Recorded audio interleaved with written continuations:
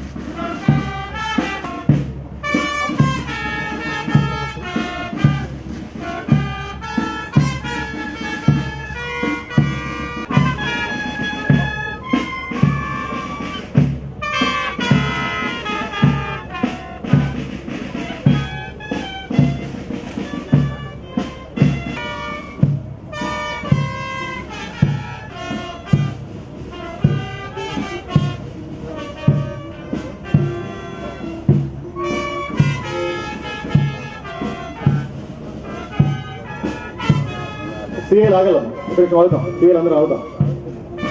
ప్రవీణ్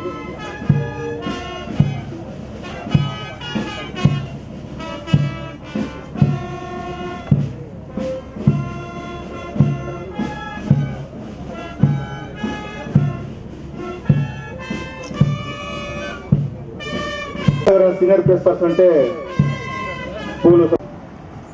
ఈరోజు పోలీస్ అమరవీరుల దినోత్సవానికి విచ్చేసిన కలెక్టర్ గారికి, డీసీపీ గారికి, ఇతర అధికారులందరికీ అండ్ పోలీస్ అమరవీరుల కుటుంబాలకు సంబంధించిన అందరూ ఇక్కడికి విచ్చేశారు. అలాగే ప్రెస్ మిత్రులకి, మీడియా మిత్రులకి, పోలీస్ ఆఫీసర్స్ అందరికీ నా వందనాలు. ఈరోజు చాలా important day for us police officers అందరికీ, right from home guard to DG and the already retired officers కూడా. పోలీస్ అమరవీరుల దినోత్సవం నిర్వహించుకోవడం వెనుక సైనికుల వీరోచిత పోరాటం, మహోన్నత చరిత్ర దాగి ఉంది. 1959 1959 అక్టోబర్ 21 భారత్ చైనా సరిహద్దు అయిన సియాచిన్ ప్రాంతంలోని భూభాగాన్ని ఆక్రమించేందుకు చైనా రక్షణ బలగాలు యత్నించాయి. ఆ సమయంలో డిఎస్పీ కరమ్ సింగ్ ఆధ్వర్యంలో విపరీతమైన చలిలో పంజాబ్ చెందిన 21 మంది జవాన్లు అక్కడ విధులు నిర్వహిస్తున్నారు. అక్సాయ్ చిన్ ప్రాంతంలోని హాట్ స్ప్రింగ్ వద్ద జరిగిన పోరాటంలో 10 మంది సిఆర్పిఎఫ్ జవాన్లు అమరులయ్యారు. భారతదేశ రక్షణ కోసం చివరి రక్తం బొట్టు వరకు పోరాడి దేశం కోసం ప్రాణాలు వదిలిన తొలి సందర్భం అది. ఇందుకు గాను అన్ని రాష్ట్రాల పోలీస్ ఉన్నతాధికారులు 1960 జనవరి 9న సమావేశమయ్యారు. అక్టోబర్ 21న పోలీస్ అమరవీరుల సంస్మరణ దినంగా పాటించాలని తీర్మానించారు. వీరుల రక్తం పారిన ఆ ప్రదేశాన్ని పవిత్ర స్థలంగా భావించి ఏటా అన్ని రాష్ట్రాల పోలీసులు సందర్శించి నివాళులు అర్పిస్తుంటారు.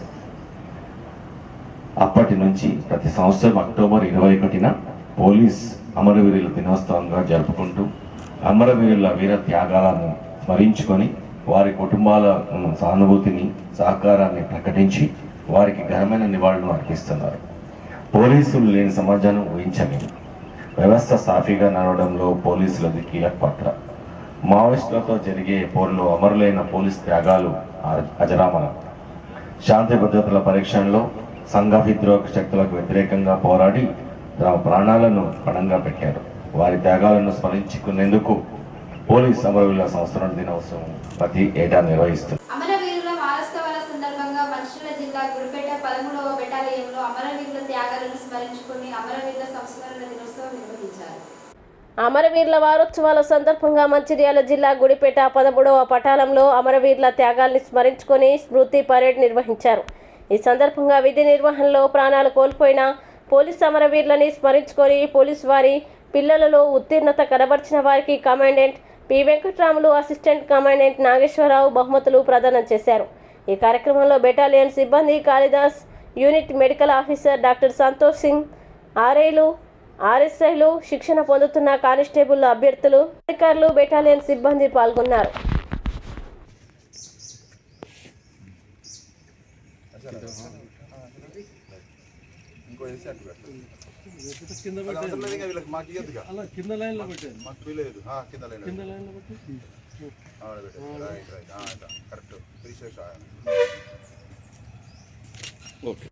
Degree second place M Shivani, son of M Gopal, ARSI third place.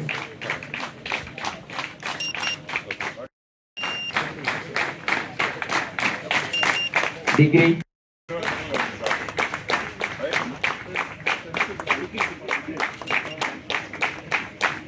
First sir P Anvesh 10th class. Family day వేడుకలతో సిఈఆర్ క్లబ్ సభ్యులు కార్మిక కుటుంబాల మధ్య సత్సంబంధాలు ఏర్పడతాయని శ్రీరాంపూర్ జీఎం సంజీవారెడ్డి పేర్కొన్నారు. కార్మిక కుటుంబాల మధ్య సత్సంబంధాలు ఏర్పడతాయని శ్రీరాంపూర్ జీఎం సంజీవారెడ్డి పేర్కొన్నారు. ఆదివారం రాత్రి Srirampur area CER club family day వేడుకలు నిర్వహించారు. ముందుగా క్లబ్ ఉద్యోగుల మహిళలకి ఏర్పాటు చేసిన ఆటల పోటీల్ని సేవా అధ్యక్షురాలు బి రాధాకుమారి, కార్యదర్శి కొట్టె జ్యోతిలు ప్రారంభించారు. మహిళలు ఉత్తంగా ఆటపాటలు పోటీల్లో పాల్గొన్నారు. అనంతరం సాంస్కృతిక కళా ప్రదర్శనలో మహిళలు పాల్గొని నృత్యాలు చేశారు. అనంతరం ఆట పాట నృత్యాల్లో పాల్గొన్న మహిళలకి జీఎం బహుమతులు అందించారు. ఈ సందర్భంగా జీఎం సంజీవారెడ్డి ఏఐటియుసి బ్రాంచ్ మాట్లాడుతూ ఫ్యామిలీ డేతో సోషల్ గ్యాదరింగ్ ఏర్పడిందన్నారు. సిఆర్ క్లబ్ల సంఖ్య పెంచాలని కోరారు. సభ్యత్వం కూడా 50 రూపాయలు చేసుకుంటే మరిన్ని కార్యక్రమాలు చేపట్టుకునే అవకాశం ఉంటుందన్నారు. యువ కార్మికులు సిఆర్ క్లబ్లో సభ్యులుగా చేరాలని కోరారు. అన్ని విధాల సౌకర్యాలు కల్పిస్తామన్నారు. ప్రగతి స్టేడియంలో 5 లక్షలతో ఓపెన్ జిమ్ ఏర్పాటు చేయడం జరుగుతుందన్నారు. ఈ కార్యక్రమంలో డివైజీఎం అరవిందరావు, సిఆర్ క్లబ్ గౌరవ కార్యదర్శి Srujan Pal, sports supervisor Chatla Ashok, WPACA coordinator Sakinala Narsaiah, general captain Mallettula Srinivas, indoor captain Thota Suresh, PM Kantha Rao, senior security officer Jakka Reddy పాల్గొన్నారు.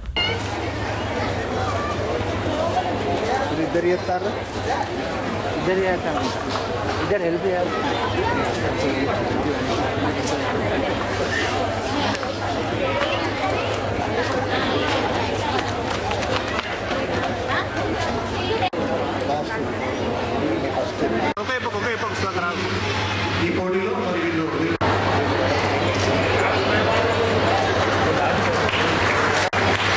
అలాగే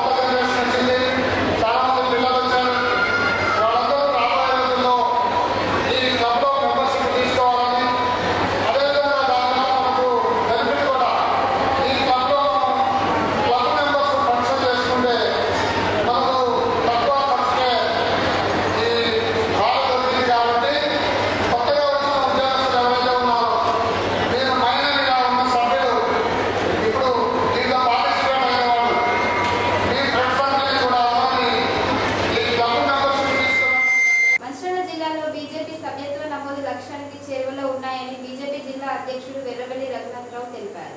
మంచిర్యాల జిల్లాలో బీజేపీ సభ్యత్వ నమోదు లక్ష్యాన్ని చేరువలో ఉన్నామని బీజేపీ జిల్లా అధ్యక్షుడు వెర్రవెల్లి రఘునాథరావు తెలిపారు. సోమవారం మంచిర్యాల జిల్లా కార్యాలయంలో బీజేపీ రాష్ట్ర కార్యదర్శి జయశ్రీ ఆధ్వర్యంలో సభ్యత్వ నమోదు కార్యక్రమం చేపట్టారు. ఈ సందర్భంగా రఘునాథరావు మాట్లాడుతూ మంచిర్యాల జిల్లాలో 1,00,000 మందికి సభ్యత్వం ఇవ్వాలని లక్ష్యంగా పెట్టుకున్నామన్నారు. ఈ నెలాఖరులోపు సభ్యత్వం నమోదు లక్ష్యాన్ని అధిగమిస్తామన్నారు. గ్రూప్ 1 అభ్యర్థులపై పోలీసులు లాఠీ చార్జ్ చేయడం దారుణమన్నారు. నిరుద్యోగుల సమస్యలు పరిష్కరించలేని పాలకులు లాఠీలతో కొట్టించడం అప్రజాస్వామికమన్నారు.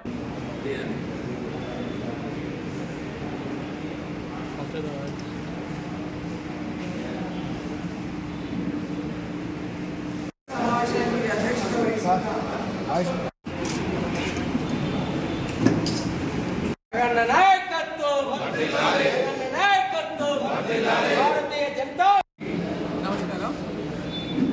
భారతీయ జనతా పార్టీ దేశవ్యాప్తంగా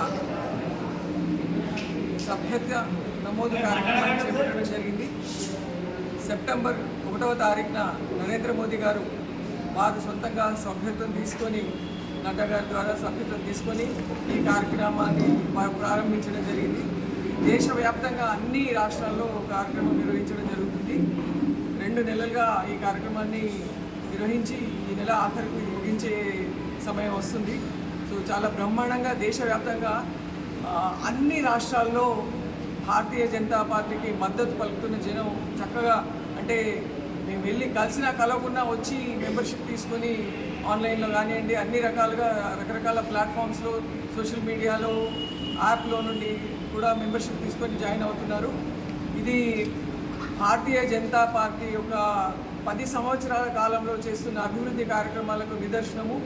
ప్రజాస్వామ్య దేశంలో 10 కోట్ల సభ్యత్వంతో అంతర్జాతీయంగా ఒక నంబర్ 1 స్థాయిలో ఉన్న భారతీయ జనతా పార్టీ యొక్క సభ్యత్వం మరొకసారి మళ్ళీ నిరూపించుకోవడానికి, ప్రజల మద్దతు ఉందని నిరూపించుకోవడానికి మనకు ఈరోజు ఈ సభ్యత్వ కార్యక్రమాన్ని మళ్ళీ మొదలుపెట్టడం జరిగింది. ఇప్పటివరకు మనకు 6 కోట్ల పైన సభ్యత్వం అయిపోయింది. ఇంకా ఫర్దర్గా టైం ఉంది. అన్ని పండుగలు వచ్చేసరికి కొంచెం డిలే అయింది. సో దాన్ని ఇంకా 10 కోట్లు దాటే స్థాయిలో కార్యక్రమాలు చేపట్టడం జరుగుతుంది. దానికి మేము వెళ్ళి ప్రజల దగ్గరికి వెళ్ళి మేము దానికి వేరే కార్యక్రమం ఏమీ చేపట్టట్లేదు. మేము చేసిన కార్యక్రమాలు నరేంద్ర మోదీ గారి నాయకత్వంలో భారతీయ జనతా పార్టీ చేపట్టిన అభివృద్ధి కార్యక్రమాలను చెప్తూ మీరు మాకు మద్దతు ఇవ్వండి. మీరు అభివృద్ధిలో వికసిత్ భారత్ లక్ష్యంగా జరుగుతున్న 2047 సంవత్సరానికి వికసిత్ భారత్ లక్ష్యంగా అత్యంత ఆర్థికంగా అత్యంతగా ఎదిగిన దేశంగా నిలిచే స్థాయికి పెట్టుకున్న ఒక లక్ష్యంతో పోతున్న భారతీయ జనతా పార్టీకి మీరందరూ కూడా మద్దతుగా ఉండి సభ్యత్వం తీసుకోవాలని మేము అడగడం జరుగుతుంది. వారు అసలు వెళ్ళడమే ఆలస్యంగా మేము ఖచ్చితంగా మేము వెంట ఉంటామని అన్న రకంగా అంటే రూరల్ ప్రాంతాల నుండి మొదలుపెట్టి గ్రామీణ ప్రాంతాల నుండి మొదలుపెడితే పట్టణ ప్రాంతాల వరకు కూడా అడగడమే ఆలస్యం అని అన్నట్టుగా వాళ్ళు సభ్యత్వం తీసుకోవడం జరుగుతుంది.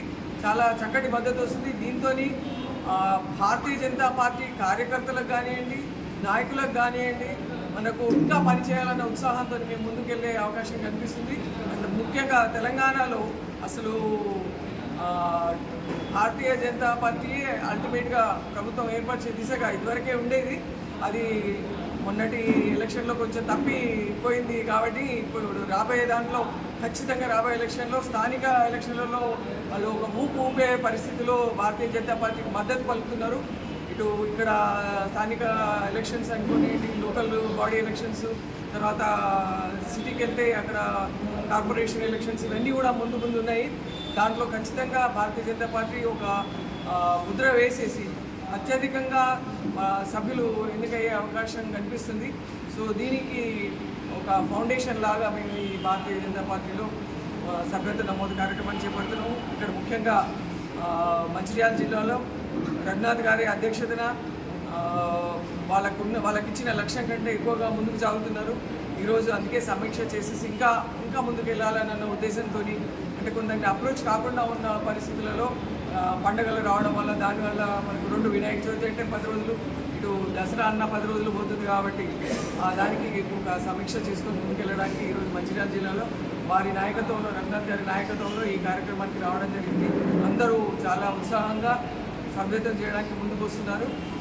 నమోదు కార్యక్రమానికి ముఖ్య అతిథిగా బీజేపీ రాష్ట్ర కార్యదర్శి శ్రీమతి జయశ్రీ గారు రావడం జరిగింది. మంచిర్యాల జిల్లాలో 1,00,000 సభ్యత్వం చేయించాలనే టార్గెట్గా ఇప్పటికే మంచిర్యాల నియోజకవర్గంలో 30,000 కంటే ఎక్కువ, జిల్లా మొత్తం కూడా 50,000 కంటే ఎక్కువ సభ్యత్వం చేయించడం జరిగింది. ఈ నెల చివరి వరకు సభ్యత్వ నమోదు కార్యక్రమం ఉంటుంది కనుక ఖచ్చితంగా మాకు ఇచ్చిన 1,00,000 సభ్యత్వ టార్గెట్ని మేము అందరం కూడా చేరుకుంటాము. ఇవాళ ఈ ప్రభుత్వం వచ్చి సంవత్సరం అయింది. ఎన్నికల సమయంలో అనేక హామీలు ఇచ్చి ప్రజల్ని మోసం చేసిన 420 పార్టీ కాంగ్రెస్ పార్టీ రాష్ట్ర స్థాయిలో రైతులను, యువకులను మొన్న మనం చూసినాము. గ్రూప్ 1 ఎగ్జామ్ జరుగుతుంటే యువకులపై దాడి చేయడము, పోలీసుల దాడి. నిన్న మళ్ళీ ముత్యాలమ్మ గుడిలో చూసినాము, పోలీస్ లాఠీ చార్జీలు. అటు మూసీ నది హైడ్రా పేరుతోటి కూల్చివేతలు. ఇక్కడ మన జిల్లాకు వస్తే కూడా ప్రతిపక్ష పార్టీ నాయకులపై దాడులు. రాత్రి రోజు మంచిర్యాలలో రౌడీ గ్యాంగులు తిరుగుతూ మంచిర్యాలలో కూడా ప్రజలను భయాందోళనకు గురి చేస్తున్నారు. ఎన్నికల సమయంలో ఇచ్చిన ఏ హామీ కూడా వీళ్ళు ఇప్పటివరకు దాని గురించి అసలు మాట్లాడడం లేదు, పని ప్రారంభించడం లేదు. ఖచ్చితంగా రాబోయే స్థానిక సంస్థ ఎన్నికలు ఎప్పుడు పెట్టినా సరే సర్పంచులు, ఎంపీటీసీలు, జెడ్పీటీసీ, మున్సిపాలిటీలు జిల్లాని భారతీయ జనతా పార్టీ కైవసం చేసుకుంటుంది. రాబోయే ఎమ్మెల్సీ ఎన్నికలలో కూడా భారతీయ జనతా పార్టీ పెద్ద ఎత్తున గెలుస్తుంది. ఎందుకంటే ప్రజలకు కాంగ్రెస్ పార్టీ ఎట్లా మోసం చేసిందనేది అర్థమైంది. ఇక టీఆర్ఎస్ పార్టీ గురించి ఎంత తక్కువ మాట్లాడితే అంత మంచిది. ఆ పార్టీలో ఎవరు లేరు, అక్కడ లీడర్ లేరు, క్యాడర్ లేదు, ఓటర్ లేరు. ఖచ్చితంగా రాబోయే స్థానిక సంస్థ ఎన్నికల్లో ఈ సభ్యత్వ నమోదు కార్యక్రమము, అదేవిధంగా రాబోయే రోజులలో ప్రజా సమస్యల మీద పోరాటం చేసి స్థానిక సంస్థ ఎన్నికల్లో భారతీయ జనతా పార్టీ గెలుపుకు మేమందరం కూడా పెద్ద ఎత్తున కృషి చేస్తాం. మంచిర్యాల జిల్లా లక్ష్మీపేట పట్టణంలో ఓ ప్రైవేట్ ఫంక్షన్ హాల్లో పట్టభద్రుల ఎమ్మెల్సీ అభ్యర్థిగా పోటీ చేస్తున్న డాక్టర్ వి నరేందర్ రెడ్డి పట్టభద్రుల భరోసా సభ నిర్వహించారు. మంచిర్యాల జిల్లా లక్సెట్టిపేట పట్టణంలో ఓ ప్రైవేట్ ఫంక్షన్ హాల్లో కరీంనగర్, ఆదిలాబాద్, నిజామాబాద్, మెదక్ ఉమ్మడి జిల్లాల పట్టభద్రుల ఎమ్మెల్సీ అభ్యర్థిగా పోటీ చేస్తున్న డాక్టర్ వి నరేందర్ రెడ్డి పట్టభద్రుల భరోసా సభ నిర్వహించారు. ఈ సందర్భంగా ఎమ్మెల్సీ అభ్యర్థిగా పోటీ చేస్తున్న ఆల్ ఫోర్స్ అధినేత డాక్టర్ వి నరేందర్ రెడ్డి మాట్లాడుతూ పట్టభద్రుల సంక్షేమం కోసం ఉద్యోగ భద్రతతో పాటు పట్టభద్రులైన ప్రతి ఒక్కరికి దీపావళి కానుకగా ఒక యాప్ని రిలీజ్ చేస్తున్నామని, అందులో వీడియో క్లాసెస్ని కూడా ప్రతి ఒక్కరూ వినే విధంగా ఆ యాప్ని తయారు చేశామన్నారు. యువత ఆ యాప్ని సద్వినియోగం చేసుకోవాలని కోరారు. మేము కూడా ఉన్నాం. మా తెలంగాణ వాళ్ళు కూడా మీకంటే మెరుగైన విద్యా సంస్థలను నెలకొల్పగలరు, మెరుగైన ఫలితాలను కూడా అందించగలరు అని చెప్పేసి వల్ల భారతదేశంలో ఏ విద్యా సంస్థ ఈ పొలిమొరలకు అడుగుపెట్టినా ఇక్కడ ఒక విద్యా సంస్థ ఆల్ ఫోర్స్ ఉంది. మరి దాంతో మేము ఢీ కొట్టడం కష్టం అని చెప్పేసి వెనుతిరిగే చాయిసెస్లని మనం ఎన్నో చూస్తున్నాం. ఇవాళ విద్య అనేది ఏ రకంగా అయిపోయిందంటే మరి ఇవాళ ప్రపంచంలో ఉన్న ఎక్కడి నుంచైనా ఒక ఇంటర్నేషనల్ స్థాయి స్కూల్, కాలేజ్, యూనివర్సిటీస్ ఇవాళ ఎక్కడికైనా రావచ్చు. మరి అలాంటి పరిస్థితుల్లో మన దగ్గర నుంచి డెవలప్ అయిన ఒక ముద్దుబిడ్డ మనం ఎందుకు చేయకూడదు అని ముందుకు పడుతున్న తరుణంలో మీరు చూస్తున్నారు. మరి ఎన్నో ఒడిదొడుగులను మరి ఫేస్ చేసుకొని అవన్నింటి అధిగమిస్తూ ఇవాళ ఎస్ మా దగ్గర కూడా కొన్ని విద్యా సంస్థలు ఉన్నాయని చెప్పేసి ఇవాళ ఒక ఆల్ఫోర్స్ అనే కాదు, జిల్లాకి 1-2 మన వాళ్ళు స్థాపించిన విద్యా సంస్థలు అద్భుతంగా రాణిస్తున్నాయి. మరి అంతేకాకుండా ఇక్కడ ఓన్లీ మార్కులు, చదువు అనేదే కాకుండా మన విలువలు, సంప్రదాయం, సంస్కృతి ఇవన్నింటిని కూడా మన పిల్లలకి నేర్పడం జరుగుతుంది. కార్పొరేట్ కళాశాల అలా కాకుండా మన పిల్లలకి స్పోర్ట్స్, గేమ్స్ పట్ల కూడా మనం ఇంట్రెస్ట్ చూపిస్తూ ఫిజికల్లీ ఫిట్ ఉన్నప్పుడు మాత్రమే మరి మెంటల్లీ ఫిట్ ఉండగలరు. ఇవి రెండు ఉన్నప్పుడు మాత్రమే జీవితంలో అనుకున్నది సాధించగలరు అనే ఉద్దేశంగా మన పిల్లలకి విలువలు నేర్పుతూ మరి ఆటల పోటీలో ఇన్వాల్వ్ చేపిస్తూ ఓవరాల్ డెవలప్మెంట్ అనేది చూపిస్తూ ముందుకు వెళ్ళే విద్యా సంస్థ ఆల్ ఫోర్స్. మరి ఇప్పుడు ఆల్మోస్ట్ 5,000 మందికి ఉపాధిని కల్పిస్తుంది ఆల్ ఫోర్స్. ఎంతమందికి ఆల్ ఫోర్స్ విద్యా సంస్థలు మరి ఉపాధి కల్పించారు అన్నప్పుడు 5,000 మందికి ఉపాధిని కల్పిస్తున్నాం. మన దగ్గర పుట్టిన ఒక బిడ్డ 5,000 మందికి ఉద్యోగాలు కలుపుతున్నది డైరెక్ట్ గా, ఇంకో 5,000 మంది ఇండైరెక్ట్ గా మరి జీవనోపాధి పొందుతున్నారు.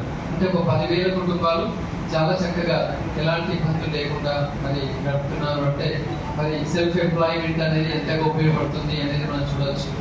ఆ ఉద్దేశంగానే మరి అందరికీ ప్రభుత్వ ఉద్యోగాలు రావాలని గ్యారంటీ లేదు, రావకూడదు. ఏ దేశం కానీ రాష్ట్రం కానీ పట్టభద్రులైన వాళ్ళందరికీ, చదువుకున్న వాళ్ళందరికీ ఉద్యోగాలు కల్పించలేదు. కాకపోతే ప్రభుత్వాలు ఏం చేయవచ్చు అంటే అక్కడి పరిస్థితులను బట్టి అక్కడ కూడా కొన్ని సెల్ఫ్ ఎంప్లాయ్మెంట్ ఆపర్చునిటీస్ మనం క్రియేట్ చేసే దిశగా ప్రభుత్వాలు ఆలోచించినట్లయితే చదువుకున్న వాళ్ళందరూ ముందుగా ఏదో ఒక దాంట్లో అడుగు పెడుతుంటారు, జీవనోపాధి కొనసాగుతుంది. ఆ తర్వాత దాని నుంచి ఇంకో దానికి వాళ్ళు అనుకున్న స్థాయికి వెళ్ళడానికి అవకాశంగా ఉంటుంది. అందులో భాగంగానే మరి ఈరోజు ఇక్కడ లక్షపేటకి రావడం జరిగింది. ఇక్కడ పలు సంస్థల్లో ఉన్న గ్రాడ్యుయేట్స్ ని కలవడం జరుగుతున్నది. మరి ఎన్నో సమస్యలతో మరి కిరాయిలు కట్టలేని పరిస్థితుల్లో హాస్టళ్లలో మరి ఉంటూ నానా ఇబ్బందులు పడుతూ కోచింగ్లు కట్టలేని, డబ్బులు కట్టలేని పరిస్థితుల్లో కూడా జాబ్ ఎప్పుడు నోటిఫికేషన్ వస్తుందా అనేది చూస్తున్నాను. మరి వాళ్ళ నోటిఫికేషన్ రావడం కాదు, జాబ్ రిక్రూట్మెంట్ అయ్యే వరకు ఎన్ని హర్డల్స్, ఎన్నో కోర్టు కేసులు, ఎంతో డిస్టర్బెన్స్ కూడా జరుగుతున్నది మనం చూస్తూనే ఉన్నాం.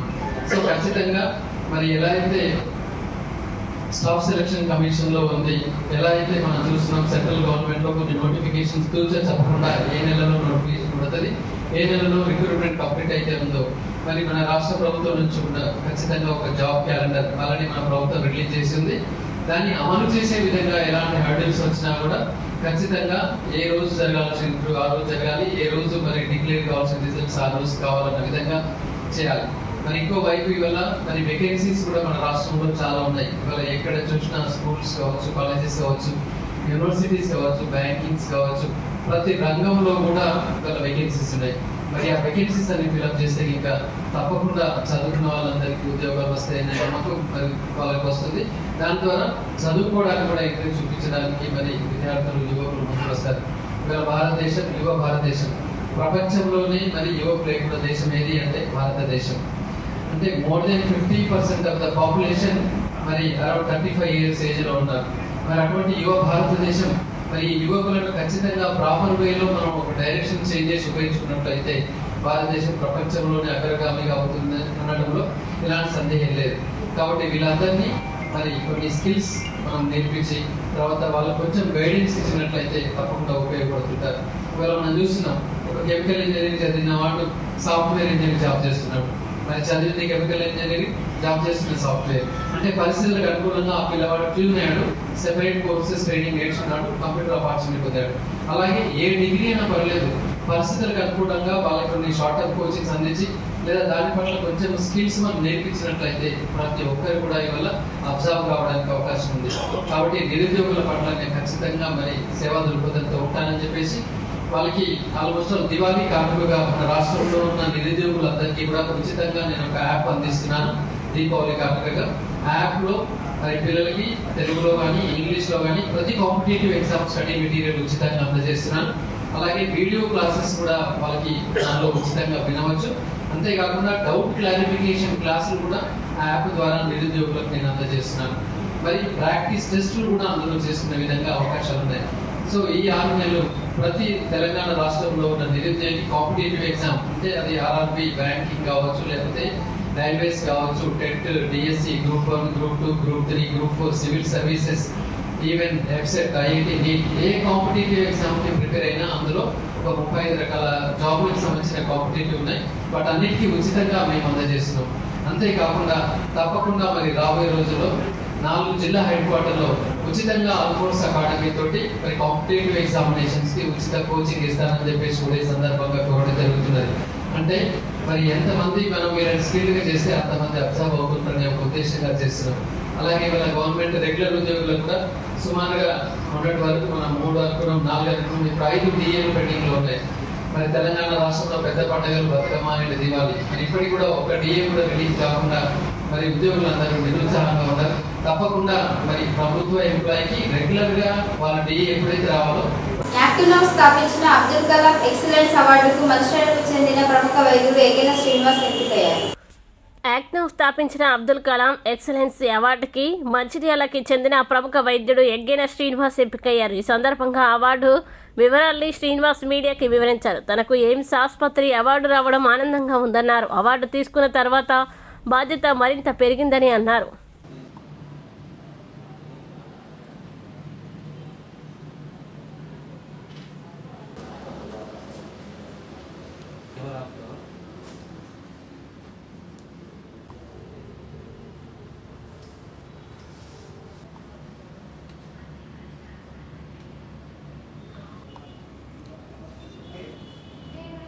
నేను doctor Srinivas Egena, managing director and CEO AIMS hospitals Mancherial. నిన్నటి రోజు 21 అక్టోబర్ హైటెక్స్లో జరిగిన యాక్ట్ నౌ నిర్వహించిన అవార్డు సదస్సులో ఎయిమ్స్ హాస్పిటల్స్కి APJ Abdul Kalam award for excellency 24 రావడం జరిగినది. అలాగే నాకు AIMS excellency with humanitarian award రావడం జరిగినది. ఇది చాలా సంతోషకరమైన విషయం. సో మరి ఒకసారి నేను యాక్ట్ నౌ ఫౌండేషన్ దీని స్థాపించిన వారు APJ అబ్దుల్ కలాం వారి యొక్క బ్రదర్. తర్వాత ఇది గ్లీన్ ఈగల్స్ హాస్పిటల్స్ చైర్మన్ ఆవులప్ప గారి చేతుల మీదుగా తీసుకోవడం నాకు ఇంకా సంతోషకరంగా ఉంది.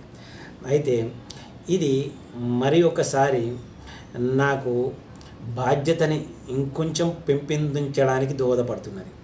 సో ఈ సందర్భంగా నేను మళ్ళీ ప్రజలకైనా యాక్ట్ నో ఫౌండేషన్ కానీ నా యొక్క ధన్యవాదాలు తెలుపుకుంటున్నాను.